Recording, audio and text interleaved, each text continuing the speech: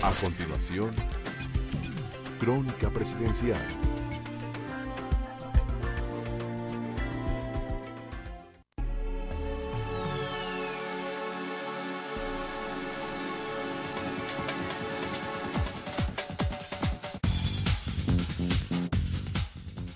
Crónica Presidencial.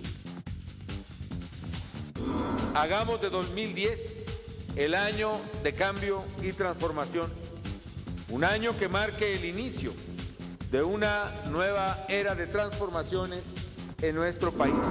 Y no habrá ni tregua ni cuartel para los enemigos de la patria y de los mexicanos. El gobierno seguirá en esta lucha para hacer de México el país de leyes y de libertades que queremos. Somos muchos más, las mexicanas y los mexicanos, que queremos un país de leyes, un país en paz, un país con orden, como lo soñara y luchara por él precisamente José María Morelos. Crónica Presidencial. Es 21 de diciembre en Morelia, tiempo de celebrar y recordar lo que ocurrió aquí mismo exactamente hace 2 siglos, todavía cuando esta ciudad se llamaba Valladolid. La revolución debía estallar en un día como hoy, 21 de diciembre, solo de hace 200 años. El plan consistía en levantar de 18 a 20,000 hombres entre elementos del ejército, indígenas y castas. Y la idea era establecer un Congreso Nacional que declarara la autonomía del reino y mantuviera la soberanía hasta que Fernando VII pudiese regresar al trono español. La historia consigna que este plan fue descubierto e interrumpido. Sin embargo, la semilla de la lucha había sido ya plantada en estas tierras, la antigua Guayangareo, la Valladolid de la colonia y la futura Morelia de los mexicanos. Es así que la conspiración de Valladolid, amigas y amigos, fue el origen de las ideas de libertad y de independencia que habrían de madurar poco tiempo después. En Valladolid se ubica el inicio de nuestra independencia nacional. La conspiración no tuvo resultados inmediatos, pero fue clave en la preparación del movimiento que estallaría en septiembre de 1810 en Guanajuato. Tal fue el destino de aquella primera conspiración, un acontecimiento que marcó a los vallisoletanos en esta espiral que llamamos historia y que hoy da vuelta convocando nuevamente a los michoacanos. Yo estoy seguro de que así como lo fue en el pasado, así Michoacán deberá seguir siendo ejemplo de lucha esforzada por proteger a la patria, por defender los más caros ideales de libertad, de justicia y de democracia. Comienza así, a unos días del 2010, el año de la patria. Un año ideal para pensar la historia, dijo el presidente, pero sobre todo para definir nuestro futuro. Hagamos de 2010 el año de cambio y transformación, un año que marque el inicio de una nueva era de transformaciones en nuestro país, que marque precisamente un derrotero claro para resolver nuestros apremiantes problemas de seguridad, de justicia, de miseria, de trabajo y de prosperidad. Que el año de la patria sea el punto de inflexión en que vencimos las inercias que detenían a México. Que sea el año en que colocamos a la patria en la ruta del desarrollo y del progreso. Durante su visita a la capital michoacana y en el marco de este acontecimiento, el presidente Felipe Calderón visitó la que fuese casa del capitán José María Obeso para develar un relieve en honor a los primeros conspiradores. Más tarde, el presidente Calderón y las autoridades locales enfilaron sus pasos con rumbo a la que fuese morada del hijo pródigo de esta tierra, José María Morelos y Pavón. Esta casa es la muestra de lo que pudo ser y hacer quien surgió de la nada y tuvo la voluntad de prosperar. Y lo hizo siguiendo normas éticas que él mismo fijó. El siervo de la nación, decía yo, fue un estadista en toda la extensión de la palabra. Él tenía visión de futuro, sólidos principios, comprendía que la causa de la independencia requería instituciones leales a los hijos de esta noble tierra para que los mexicanos dejaran de ser súbditos y nos convirtiésemos en ciudadanos libres. Para honrar y recordar a quien fuese dueño de estos enseres, dijo el presidente Calderón, es necesario asumir el papel que nos corresponde. Hay generaciones a las que les corresponde luchar por la libertad y a otras a las que nos corresponde luchar por preservarla. En ese sentido, advirtió el presidente, el gobierno que encabeza no dará un paso atrás en el combate al crimen organizado.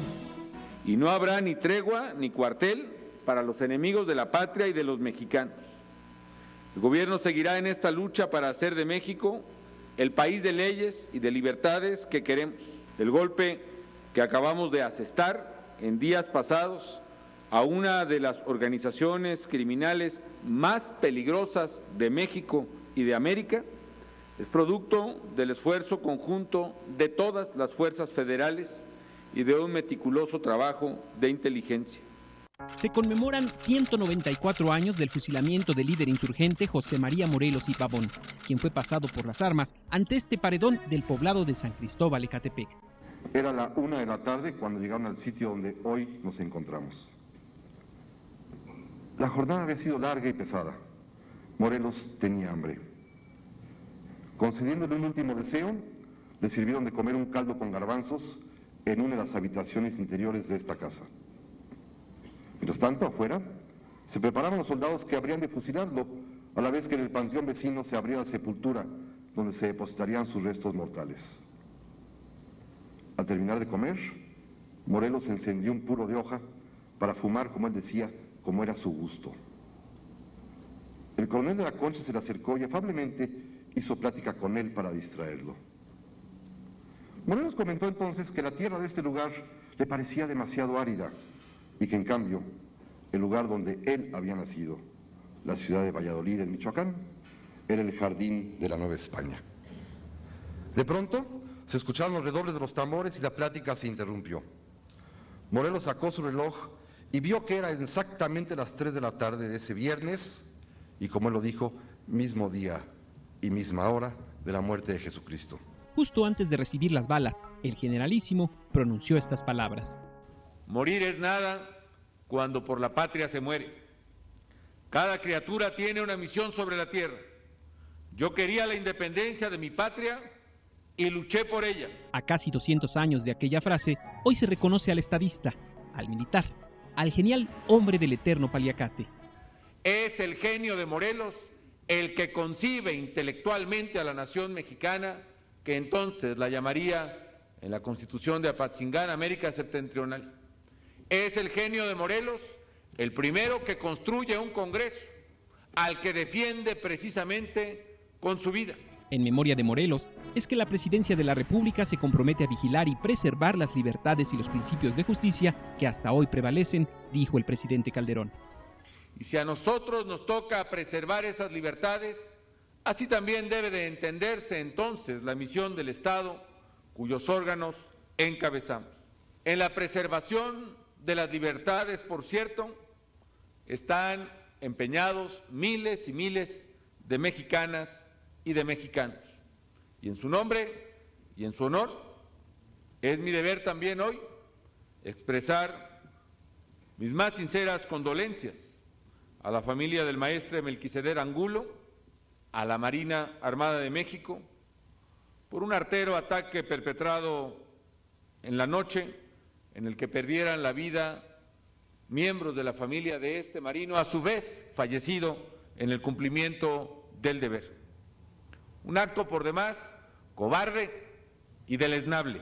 Contra los actuales enemigos de la patria, dijo el presidente, el Estado seguirá aplicando toda la fuerza de la ley que por derecho le corresponde. El Estado mexicano tiene la obligación de preservar las libertades conquistadas por nuestros héroes y en consecuencia aplicar el peso de la ley contra quienes quieren ver canceladas esas libertades. Somos muchos más, las mexicanas y los mexicanos, que queremos un país de leyes, un país en paz, un país con orden, como lo soñara y luchara por él precisamente José María Morelos. Crónica Presidencial.